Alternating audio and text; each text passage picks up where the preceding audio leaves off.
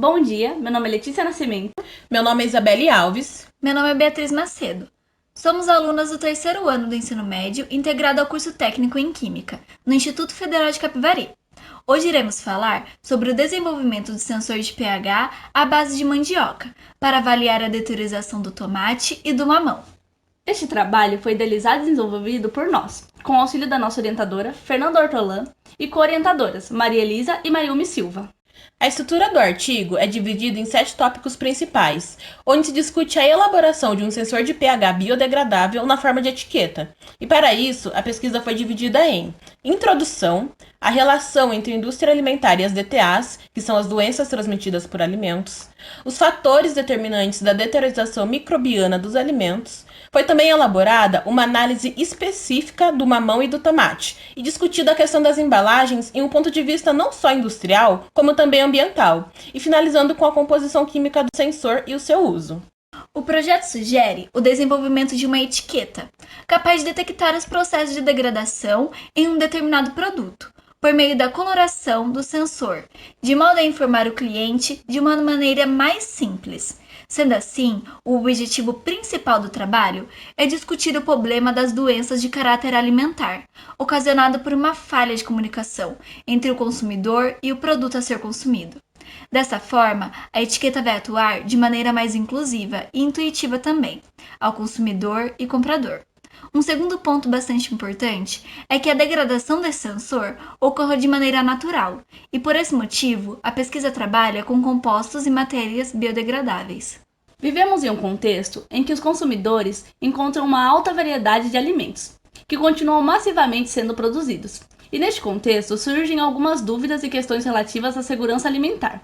Isso porque existem alguns fatores que influenciam o consumo de alimentos deteriorados, como as falhas nos sistemas de inspeção, o contexto social de uma sociedade, o estilo de vida moderno das grandes cidades, manipulação imprópria e pela estocagem incorreta de alimentos. Esse cenário colabora para o desenvolvimento de doenças alimentares, e essas doenças podem se manifestar de 3 formas distintas, através de infecções, toxinfecções e também intoxicações. Você pode até pensar que dificilmente alguém vai consumir um alimento fora da validade intencionalmente, mas ao contrário do que se acredita, a maioria dos surtos de caráter alimentar estão relacionados ao consumo de alimentos de aparência e odor inalterado, pois, em geral, a quantidade de micro-organismos patógenos que causam doenças nos hospedeiros é menor que a quantidade de micro-organismos necessária para atuar em processos da alteração das propriedades organolépticas dos alimentos. Quando se discute os processos de degradação de um alimento, existem alguns fatores que devem ser levados em conta. Esses fatores podem ser divididos em extrínsecos e intrínsecos, sendo que os fatores extrínsecos são a temperatura, o oxigênio, a umidade relativa e a presença de gases no meio. Já os intrínsecos foram mais importantes para esta pesquisa, porque estão ligados com as propriedades internas do alimento, acidez, umidade, entre outras. Os fatores intrínsecos são a atividade de água dos alimentos, os nutrientes dos alimentos, constituintes antimicrobianos, as suas estruturas biológicas e o pH, que terá maior destaque, porque é justamente através da variação dele que o sensor vai atuar. As frutas e hortaliças são mais suscetíveis ao ataque de vários patógenos após a colheita. De maneira geral, possuem uma vida de prateleira curta, sendo produtos frágeis ao transporte e armazenamento. E por esses pontos, a pesquisa escolheu trabalhar com o tomate e o mamão. Dentre as características inerentes do tomate, ele se apresenta como uma das principais fontes naturais de carotenoides, sendo estes corantes naturais que podem diminuir o risco de várias doenças, além de ser um ótimo antioxidante. Sendo importante para a alimentação por possuir vitamina C, nutrientes como os lipídios, proteínas e fibras, e demais propriedades nutricionais. Na visão comercial, o tomate é visto como uma fruta de alto valor econômico, sendo designado tanto para o consumo in natura e ao abastecimento industrial. O tomate é um dos frutos mais consumidos pela sociedade global. Na análise microbiana, os fungos que atacam o tomateiro agem modificando o pH do solo, criando um ambiente favorável para a proliferação das bactérias. E o fruto, ao entrar em contato com o solo, pode ser contaminado por essas bactérias. E também por alguns bolores, que quando deterioram o tomate, alteram o seu pH. Bom, no aspecto visual, o mamão é uma fruta de casca fina, lisa e conteúdo carnoso. O mamão é largamente consumido na América tropical e é fonte de algumas vitaminas importantes, como vitamina C, provitamina A, além de ser fonte de cálcio. No território nacional, temos dois tipos principais de cultivares de mamão: solo e formosa.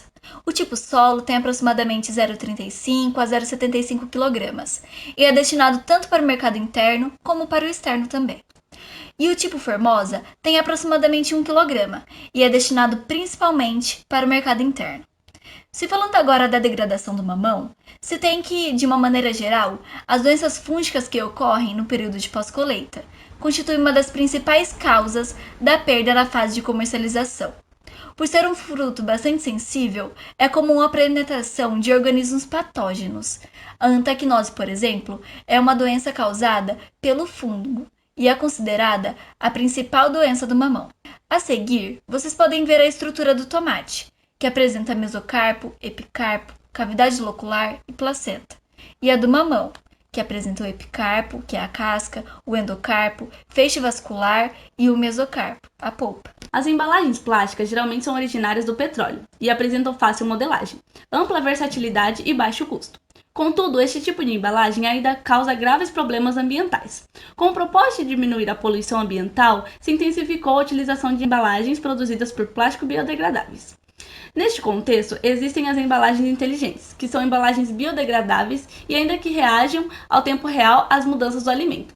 Quando o alimento se deteriora, ele modifica seu pH, fazendo a embalagem alterar sua coloração, auxiliando tanto o fabricante quanto o vendedor e o consumidor.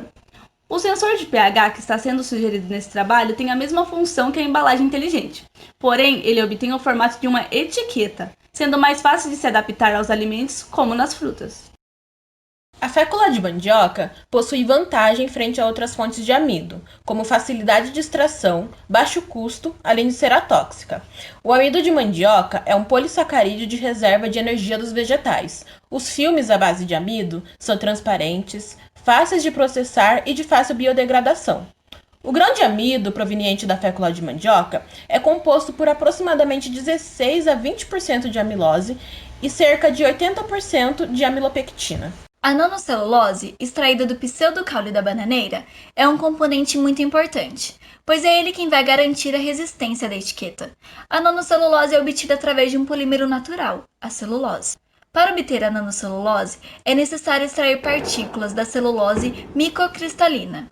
De maneira geral, na produção de filmes e biofilmes, se é utilizado o glicerol para reforçar a estrutura do produto, mas neste caso, optamos pela nanocelulose, por ser um biopolímero, ou seja, sua degradação ocorre por micro-organismos, de maneira natural, em um período relativamente curto. Outro ponto a ser considerado é que a cultura da banana é bastante comum, principalmente no Brasil. E é por isso que é produzida uma grande quantidade de resíduos, cerca de 75% do peso de resíduos gerados nesse tipo de cultura vem do pseudocaule.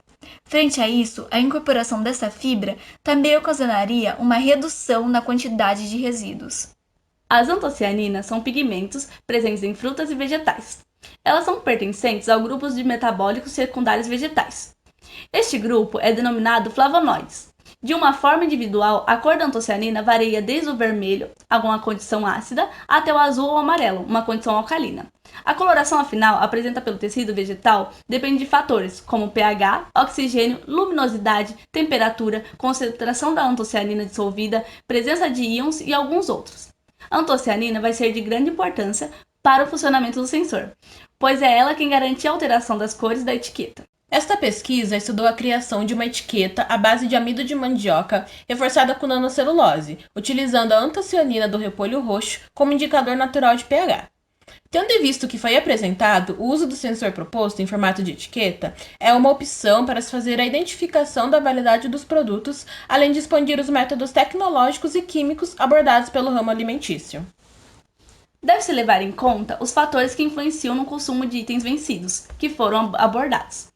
Pois através desse método, os canais de comunicação entre o cliente e fornecedor seriam mais fáceis e potencialmente mais eficazes. E não somente isso, a elaboração e incorporação da etiqueta vai atuar como um redutor na ocorrência de doenças alimentares, gerada pela má comunicação entre os canais de venda e compra. Aqui estão algumas das referências que foram utilizadas para a elaboração do nosso trabalho.